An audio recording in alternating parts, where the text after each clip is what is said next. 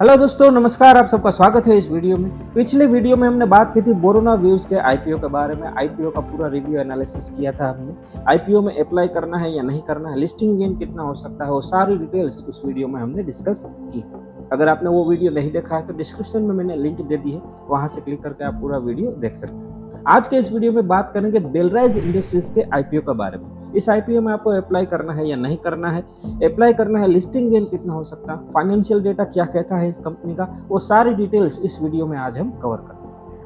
तो चलिए आगे बढ़ते हैं, शुरू करते हैं इस वीडियो को। लेकिन आगे बढ़ने से पहले अगर आपने चैनल को सब्सक्राइब नहीं किया है तो सबसे पहले चैनल को सब्सक्राइब कर दीजिए और बेल आइकन को भी प्रेस कर दीजिए, ताकि ऐसे वीडियोस आपके कभी मिस ना हो और जो भी वीडियोस आए सबसे पहले अपडेट्स आपको सबसे पहले मिलती रहे।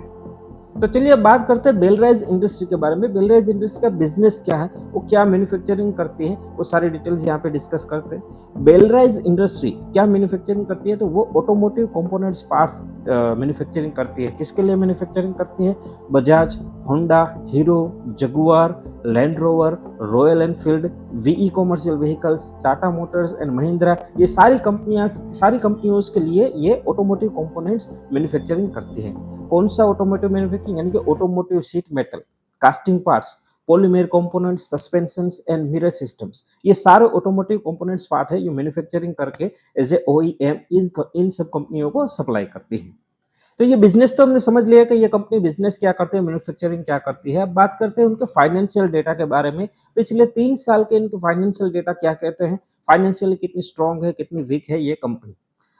2022 में जो इनकी एसेट्स है वो है 5,200 करोड़ के आसपास, जो 2023 में वो बढ़कर 5,680 के आसपास हो जाती हैं और 2024 में 6,000 करोड़ के आसपास इनकी एसेट्स होती हैं। अब रेवेन्यू की बात करें तो 2022 में 5,400 करोड़ जो रेवेन्यू है वो बढ़कर 6,600 करोड़ हो जाती हैं और जो 2024 में रेवेन्यू 7,555 करोड़ की हो जाती है। अब रेवेन्यू के सामने इनका प्रॉफिट कितना है, प्रॉफिट मार्जिन कितना निकल रहा है।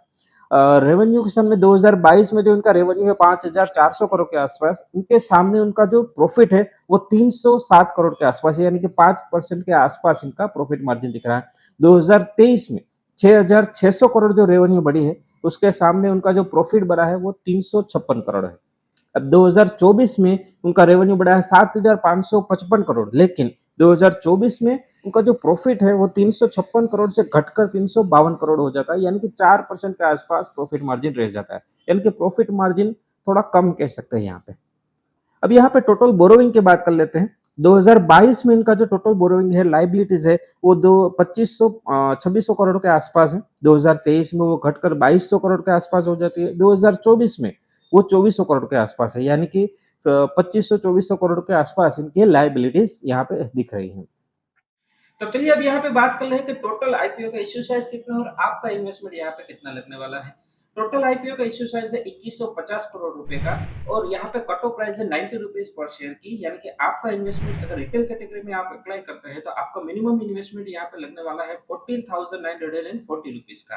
अगर आप एचएनए कैटेगरी में अप्लाई करेंगे तो आपको मिनिमम 14 लॉट्स यहाँ पे लेने पड़ेंगे, जिसका आपका मिनिमम अमाउंट इन्वेस्टमेंट हो जाएगा 2,09,160 रुपीज का।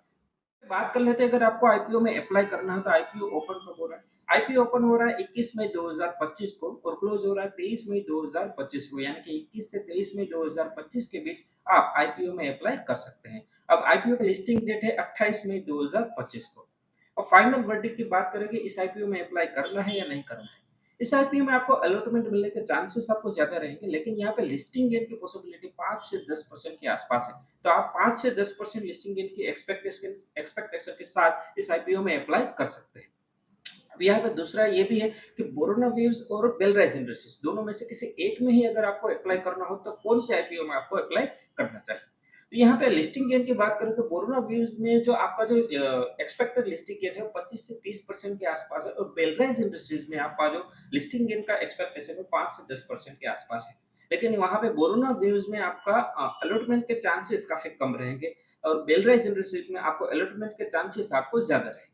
तो आप लिस्टिंग गेन के एक्सपेक्टेशन के हिसाब से आप देखना चाहें तो बोरोना इंडस्ट्रीज के आईपीओ में आप अप्लाई करने की पॉसिबिलिटी ज्यादा रहेगी। अगर आपको दोनों में से किसी एक को चुनना है तो बोरोना इंडस्ट्रीज के आईपीओ को आप चुन सकते हैं। आशा रखता हूँ कि आपको ये वीडियो जरूर पसंद आया होगा, तो लाइक कीजिए, अपने दोस्तों के साथ शेयर कीजिए और चैनल को सब्सक्राइब करना ना भूलें ताकि वीडियो आपका कभी मिस ना हो जाए। मिलते हैं नेक्स्ट वीडियो में, तब तक के लिए धन्यवाद। जय हिंद।